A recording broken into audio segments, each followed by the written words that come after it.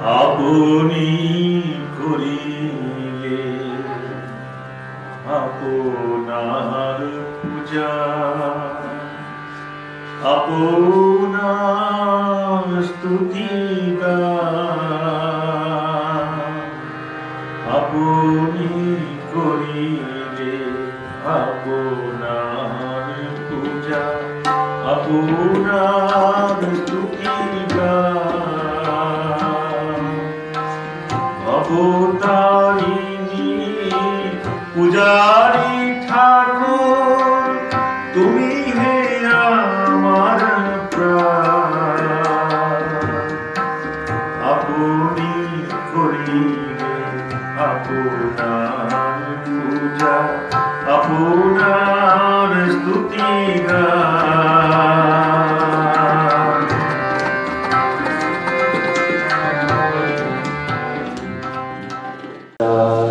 नवघोरेज कर्णधारस्वरूपकः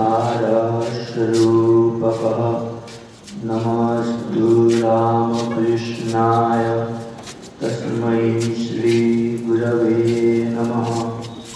मूकोऽहं नाभिजानामि तव स्तुतिं जगद्गुरु, तथापि तत्कृपालेशात् वाचारोऽस्मि। नमो नमः। ॐ तव कथामृतं तप्तजीवनं तुल्यीरितं कल्मषापहं श्रवणमङ्गलं श्रीमदाततं विघ्नन्ति ये हृदा जनाः। শ্রী শ্রী রামকৃষ্ণ কথামৃত। আমি যে ঠাকুরের প্রণাম মন্ত্রটি উচ্চারণ করেছি সেটি দেখেছি এখানে পঞ্চম পরিচ্ছেদের মধ্যে আছে, তাই এখান থেকেই শুরু করছি। এখন মহারাজ কতটা করেছিলেন ঠিক আমার জানা নেই।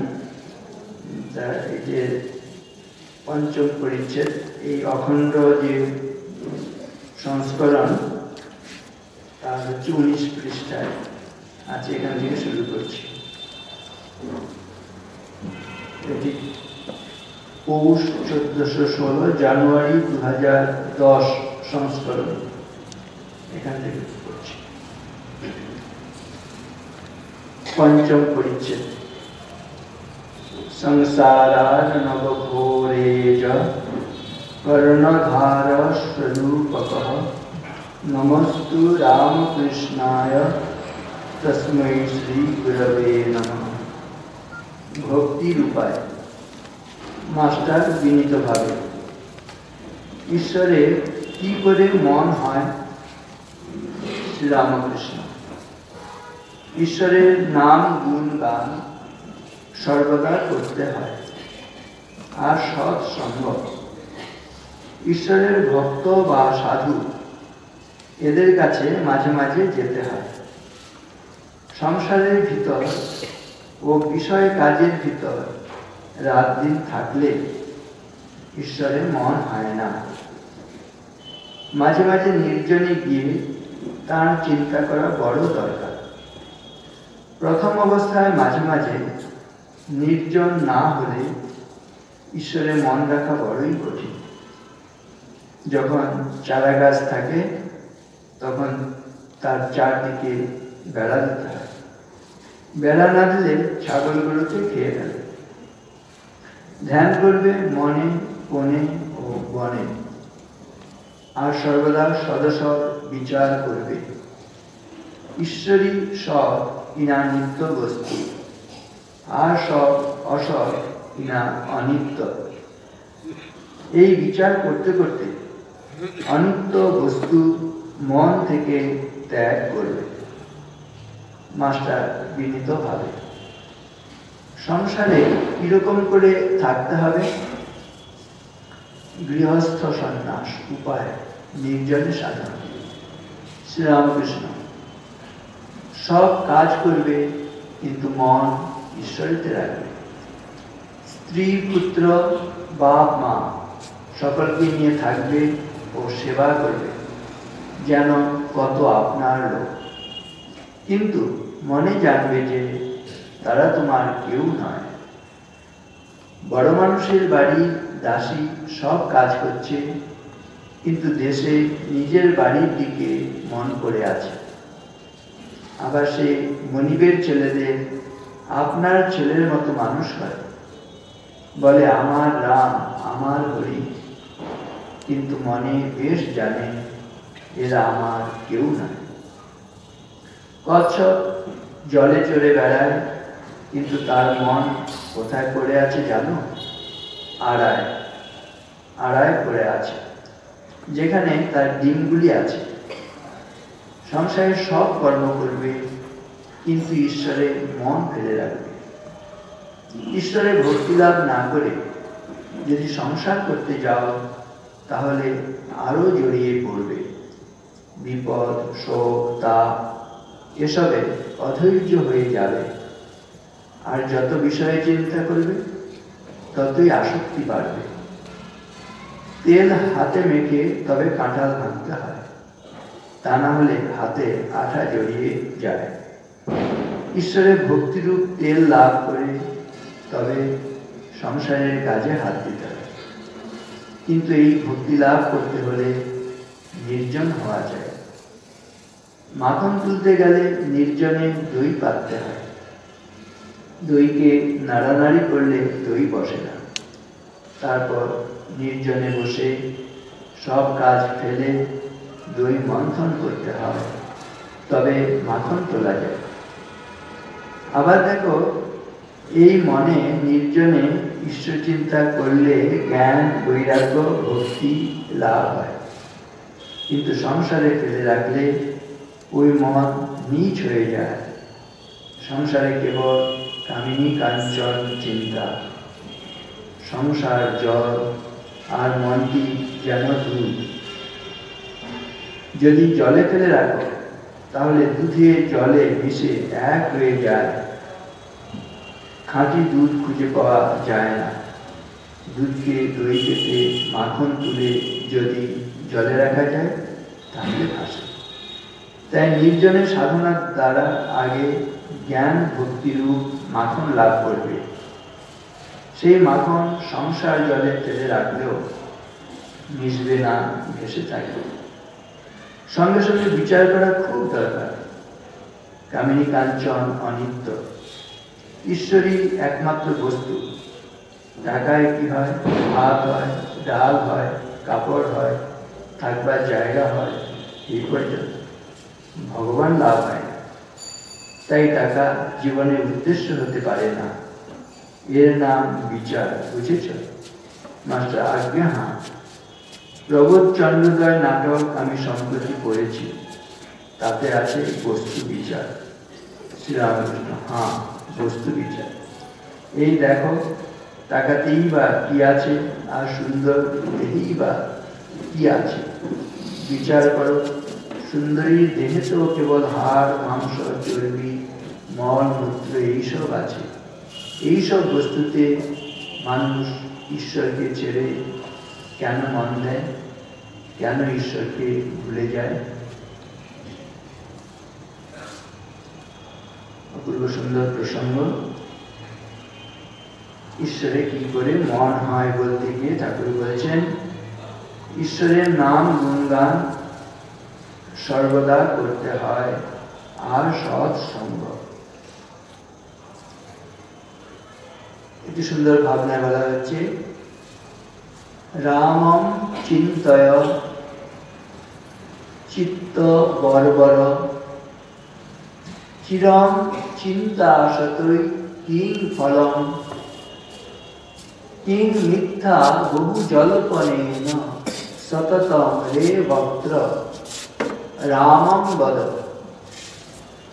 কর্ণ ত্বং শৃণু রামচন্দ্র চরিতম কিং গীত বাদ্যাদিভি চক্ষুস্ত্বং রামময়ং নিরীক্ষ্য সকলম রামাৎ পরম ত্যজ্যতাম। বলছে, রাম ছাড়া যা সব ত্যাগ করার চেষ্টা করতে হবে। রাম ছাড়া একটি জায়গায় মজা করে বলছে সব যেন হারাম। তা থেকে আমাদের শুধু রামটুকুকে গ্রহণ করতে হবে। এখানে হচ্ছে বিচারের ভাবনা আসছে। বিচিন্তানি বিচেয়ানি বিচার্যানি পুনঃ পুনঃ কৃপণস্য ধনানিব তন্নামানি ভবন্তু মে। কৃপণ দেখবেন সব সময় ধনের চিন্তা করছে, যাতে তার ধন কেউ অপহরণ করতে না পারে, কোনোভাবে সেই ধন নষ্ট না হয়। কৃপণের এদিকে একটা নিষ্ঠা, এতটুকু যেন খরচ না হয়ে যায়। সেরকম বলছে আমাদের মন ঈশ্বরে যুক্ত রাখার চেষ্টা করতে হবে। এরকম কয়েকটি উদাহরণ বলছি। বিচিন্তানি, চিন্তা করবে। ও কি চিন্তা করবে? না, দুশ্চিন্তা করে কি হবে, তার চাইতে দেখবি ঈশ্বরের চিন্তা করলে অনেক মঙ্গল।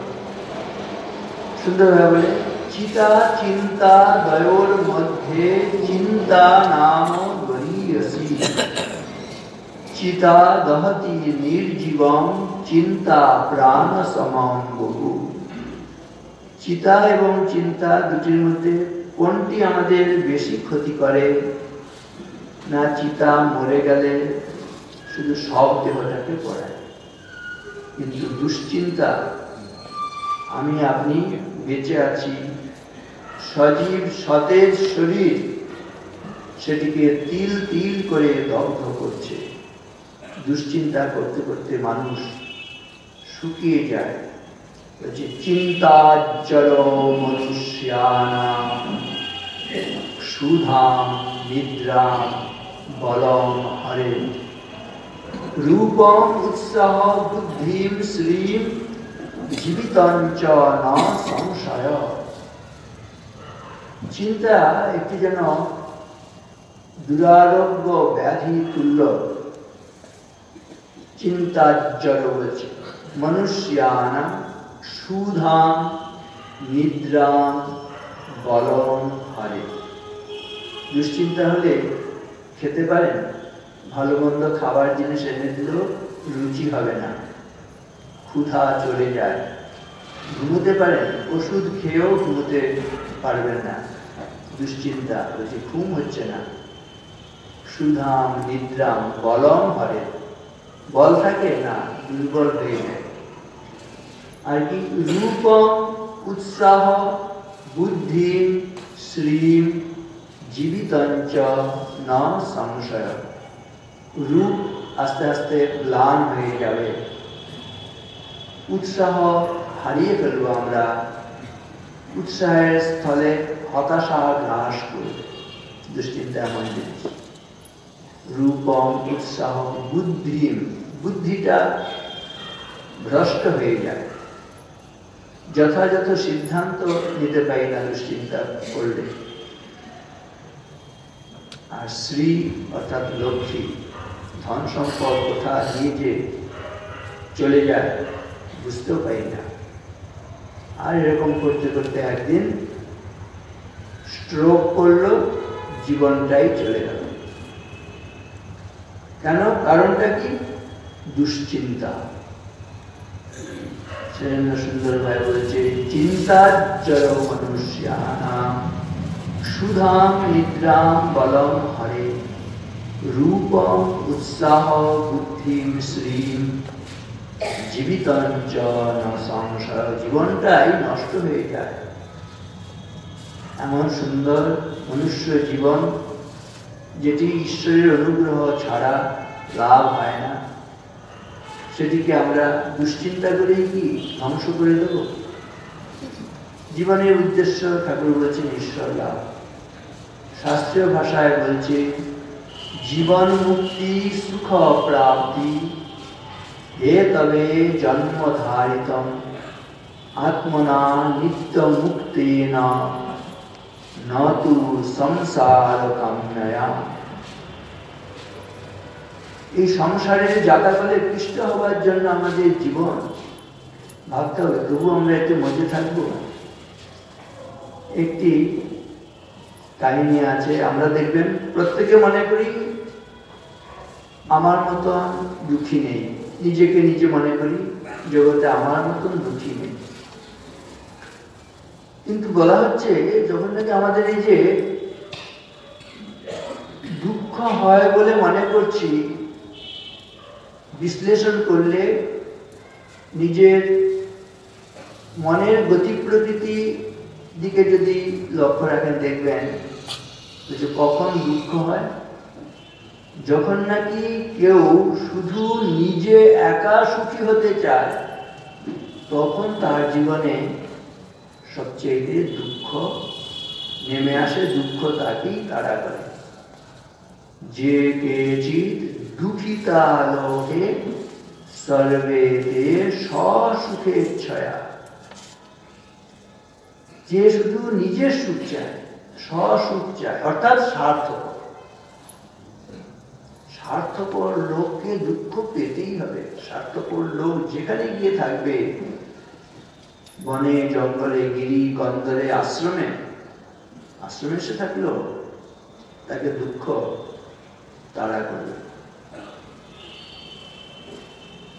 যে কেচিৎ দুঃখিতা লোকে সর্বেতে স্বসুখেচ্ছয়া। আর তাহলে সুখীকে এই কথাটাকে একটু ঘুরিয়ে বলছে, যে কেচিৎ সুখিতা লোকে সর্বেতে অন্য সুখেচ্ছয়া। একজনে যদি দেখেন ওই বাড়ির মানুষগুলো সুখে আছে, একটু ভালো করে দেখবেন, এরা সকলে সুখকে ভাগ করে নিচ্ছে, অন্যের সুখ চাইছে, শুধু নিজের সুখ চাইছে না। ওই যে বলি হ্যাপিনেস শেয়ার, হ্যাপিনেস ডাবল, সরো শেয়ার, সরো হাফ।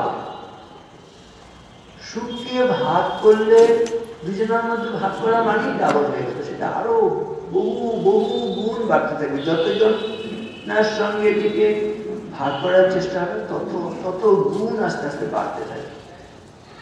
আবার দুঃখকে ভাগ করে নিল, দুঃখটা আর্ধেক হয়ে যায়, আরো কমে যায়। যত বেশি মানুষ গিয়ে দুঃখকে ভাগ করবে, অর্থাৎ পাশে এসে দাঁড়াবে, দুঃখের সময় যত বেশি মানুষ এসে পাশে দাঁড়াবে, তত দুঃখটা লাঘব হতে থাকে। হ্যাপিনেস শেয়ার, হ্যাপিনেস ডাবল, সরো শেয়ার, সরো হাফ। আমরা যেটা বলছিলাম, প্রত্যেকে নিজেকে দুঃখী মনে করি, কারণ আমি আমার বাইরে অন্য মানুষরা কেমন আছে সেদিকে দৃষ্টি দিচ্ছি না। একটি কাল্পনিক কাহিনী হয়তো, কিন্তু এমন সুন্দরভাবে এই সংসারের অবস্থাটাকে ব্যক্ত করে তুলেছে। সেখানে বলা হয়েছে, এক রাজার উশৃঙ্খল ছেলে, তার বন্ধু বান্ধব তারও ওরকম একরকম হইচই করে বেড়াচ্ছে। একদিন তারা বিকেলবেলায় মনে হয়েছে, না আমরা একটু ঘোড়ায় চড়ে ঘুরে বেড়াবো। মাঠের মধ্যে ঘোড়ায় চড়ে ছুটে বেড়াচ্ছে। হঠাৎ দেখছি গ্রাম থেকে কয়েকজন গোয়ালিনী, তারা দুধ, দই, ঘি, ক্ষীর, মাখন, কিছু দুগ্ধজাত দ্রব্য এই কলসির মধ্যে হাঁড়িতে পরপর পরপর সাজিয়ে তারা এগিয়ে চলেছে, মাঠ পেরিয়ে অন্য গ্রামে গিয়ে সেগুলো বিক্রি করে দেব। এই ছেলেগুলো দেখেই মনে হয়েছে বদবুদ্ধি হয়েছে, এদের নিয়ে একটু মজা করা যায়। পাশে লাঠি ছিল, লাঠি নিয়ে এসে ফটাফট এসে ওই হাঁড়িগুলো মাটির হাঁড়িতে এগুলো রাখা ছিল, সেগুলো ভেঙে দিল। আর সবাই তো আর্তনাদ করছে, কিন্তু এর মধ্যে একজন কোনো বিলাপ করছে না, আর্তনাদ করছে না, কান্নাকাটি করছে না। সবাই বলছে তোমরা বড় লোকের ছেলে, তোমরা জানো না গরিব মানুষের দুঃখ, এগুলো বিক্রি করে আজকে যেটুকু আমাদের উপার্জন হতো সেগুলো দিয়ে চাল ডাল তরি তরকারি এগুলো সব কিনে নিয়ে যেতাম, সেগুলো রান্না করলে বাড়ির সকলের পুণ্যবৃত্তি হতো। আর তোমরা মজা করতে গিয়ে, আমোদ করতে গিয়ে আমাদের এরকম জীবিকা জীবন এগুলোকে একরকম যেন নষ্ট করে দিলে। কিন্তু একজন যেই কাঁদছে না, সকলের দৃষ্টি গেছে যিনি কাঁদছেন না তার দিকে। তখন বলছে সবাই কাঁদছে, তুমি কাঁদছ না তো?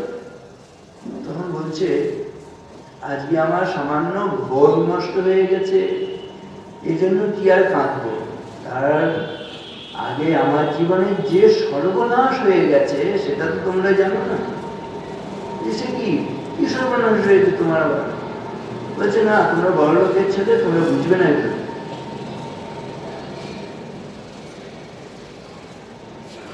না, তুমি বলো কি হয়েছে, আমরা শুনবো। না, তোমরা বুঝবে না, তোমাদের সেই ধারণাই করতে পারবে না। না তো বলো। তখন তিনি বলতে শুরু করলেন, হত্বা নৃপম অতিম অবেক্ষ ভুজঙ্গ দষ্টম দেশান্তরে বিধিবশাৎ গণিকাঞ্চ জাতা পুত্রম প্রতি সমধিগম্য চিতাম প্রবিষ্ট শোচামি গোপ গৃহিণী কথম অদ্য তক্রম। আমি গোয়ালিনী, আজকে এই ঘোল নষ্ট হয়ে উঠছে বলে আমি শোক করব। তার আগে কি হয়েছে? বলছে হত্বা নৃপম পতিম অবেক্ষ ভুজঙ্গ দষ্টম। আমি রাজাকে হত্যা করেছিলাম। কেন, কি হয়েছিল? বলছে আমি এক ধনী বণিকের পত্নী ছিলাম। আমাদের একটি শিশুপুত্রের জন্ম হয়েছিল। শিশুপুত্রের জন্মের পরে আমার স্বামী আমাকে আর শিশুটিকে রেখে চলে গিয়েছেন বাণিজ্যে। অনেকদিন বাণিজ্যে যাওয়া হয়নি বলে তিনি চলে গেছেন। যখন বাণিজ্যে চলে গেছেন তখন একাকিনী আমি শিশুপুত্রকে নিয়ে বাস করছি। দেশের রাজার কুদৃষ্টি পড়েছে আমার প্রতি। এই বিপদের সময়ে আমি স্বামীকে বললাম, খবর পাঠালাম, চিঠি লিখলাম যে সময় তুমি যদি না আসো তাহলে আমার বড় বিপদ। স্বামী সংবাদ পেয়ে দ্রুত ফিরে এলেন এবং তিনি আমার সঙ্গে পরামর্শ করে স্থির করলেন এই রাজাকে উচিত শিক্ষা দিতে হবে। একদিন তাকে নির্জন সে একটি জায়গায় ভর সন্ধ্যায় আহ্বান জানালাম, বলে রাখলাম তিনি যেন নিরস্ত্র অবস্থায় সাক্ষাৎ করতে আসেন। তিনিও সেইভাবে এলেন আর সঙ্গে করে পূর্ব পরিকল্পনা অনুসারে লুকিয়ে নিয়ে গিয়েছিলাম একটি অস্ত্র, ছুরি। সেই রাজা আসা মাত্র তাকে ছুরি দিয়ে হত্যা করলাম।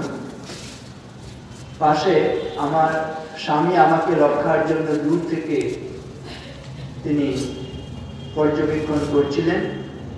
আমি রাজাকে হত্যা করি স্বামীর সঙ্গে মিলিত হয়ে বাড়িতে ফিরে আসবো, কিন্তু গিয়ে দেখি সেই নির্জন স্থানে পুরো বাড়িতে যেখানে আমার স্বামী লুকিয়েছিলেন একটি বিষধর সাপ এসে তার সাথে দংশন করেছে।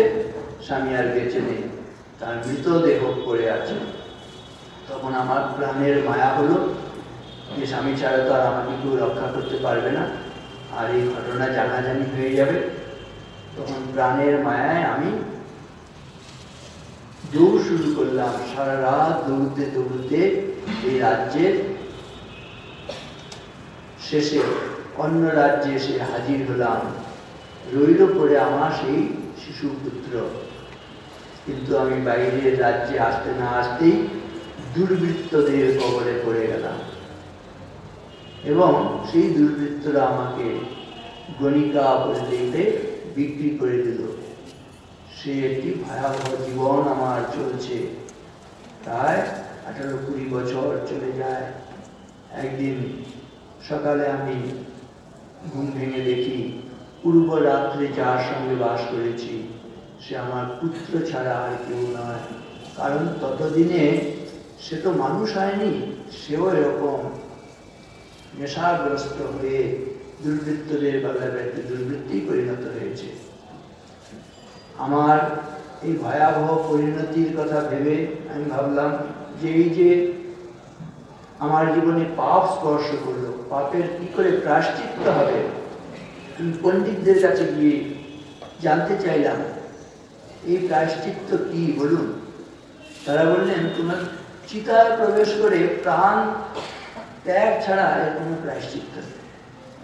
আমি তাই করলাম, নিজের চিতা নিজে সাজিয়ে সেই নদীর ধারে সেখানে নিজেকে নিবেদন করতে গেলাম। কিন্তু প্রত্যেকে হঠাৎ ঝড় ঝঞ্ঝা এবং প্লাবন এসে সেই চিতাকে ভাসিয়ে নিয়ে চলে গেল। আর আমিও ভাসতে ভাসতে এই গোয়ালাদের পল্লীর পাশে মূর্ছিত অবস্থায় পড়েছিলাম। সকালবেলায় গোয়ালিনীরা নদীর ধারে এসে যখন আমাকে অজ্ঞান অবস্থায় দেখলো, তারা দয়া করে আমাকে সঙ্গে করে নিয়ে গিয়ে সুস্থ করে তুলল। আর তখন থেকে আমি এদের সঙ্গে বসবাস করছি, গোয়ালিনীদের সঙ্গে। আমি এইসব দুধ, দই, ঘি এগুলো সব প্রস্তুত করছি আর তাদের সঙ্গে আমারও জীবিকা নির্বাহ হচ্ছে।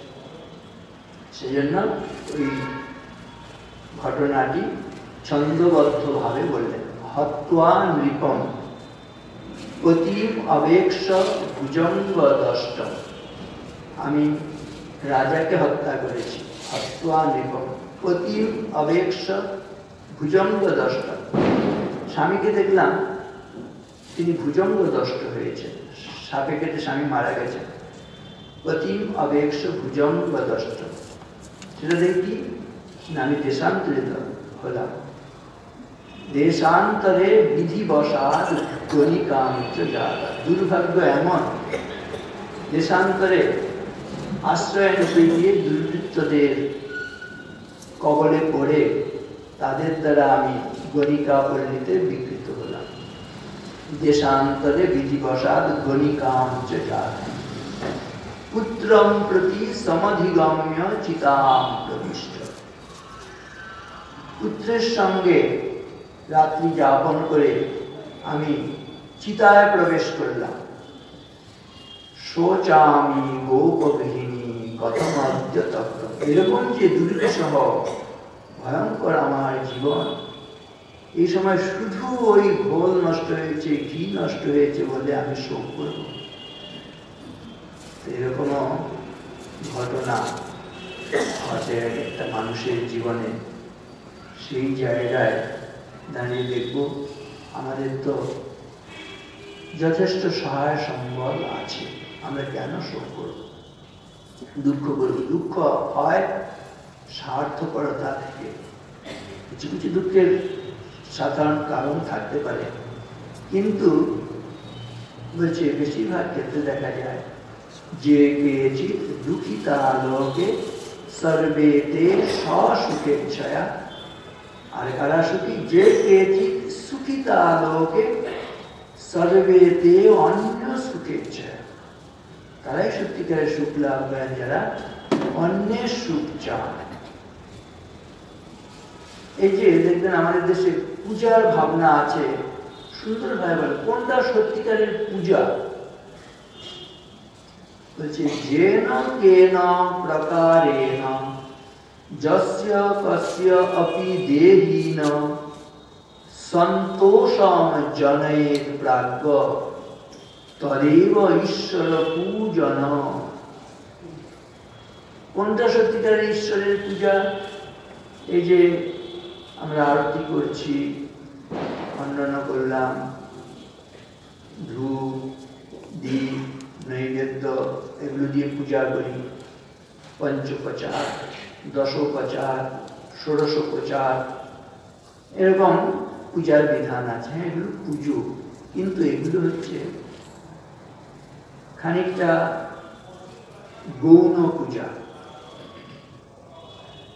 সত্যিকারের পূজা কোনটা বলতে গিয়ে বলছে, যেন কেন প্রকারেণ, যে কোনো প্রকারে, যস্য কস্য অপি দেহিন, যে কোনো দেহধারী, যে কোনো প্রকারে যে কোনো দেহধারী কি করতে হবে, সন্তোষম জনয়ে প্রাজ্ঞ, যারা সত্যিকারের প্রাজ্ঞ ব্যক্তি তারা সন্তুষ্টি বিধান করেন। সন্তুষ্টি বিধান কখন হয়? যদি অত্যাচার করি কাউকে, তিনি সন্তুষ্ট হবেন? কখন? যখন তার দেখবেন যত্ন করব, সেবা করব, তার বিপদের সময় গিয়ে পাশে দাঁড়াবো, তখন তার মানে সন্তুষ্টি আসে। এই সন্তুষ্টি বিধান করতে পারলে সেটা পূজা। কিন্তু কেউ যদি বিরক্ত হন, কেউ যদি কষ্ট পান, যন্ত্রণা পান, সেটা ঠিক পূজার বিপরীত। যেন কেন প্রকারেণ যস্য কস্য অপি দেহিন সন্তোষম জনয়েৎ প্রাজ্ঞ তদেব ঈশ্বর পূজনম, সেটা হচ্ছে ঈশ্বরের পূজা। ঠাকুর এটাকে সেই বৈষ্ণব সাধনার সম্বন্ধে আলোচনা করতে গিয়ে বললেন, দক্ষিণেশ্বরে সে নরেন্দ্রনাথ উপস্থিত আছেন। বৈষ্ণব সাধনায় কি আছে? নামের রুচি, ভগবানের নাম গুণগান করতে হবে। জীবে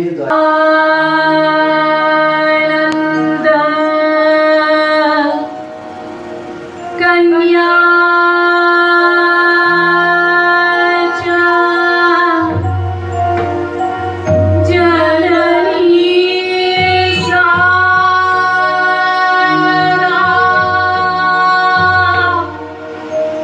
প্রা